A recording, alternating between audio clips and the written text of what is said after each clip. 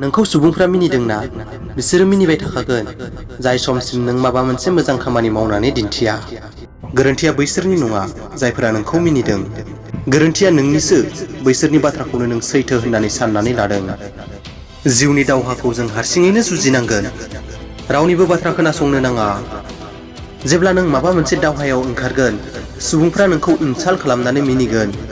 नाथाय नों जाय दावहायाव ओंखारदों बै दावहाखौ देरहाथारनानै जायफोरा नोंखौ मिनिदों बैसोरखौ नों साबायखर होनो फैनो गोनां खालाम। बाथ्राया जेब्ला देरहानायनि फैयो अब्ला नों जुजिनांगोन। देरहासारनाय महरनि आन्दोआव जोबोर गिदिर गिदिर फेलेंनि गाराय थायो।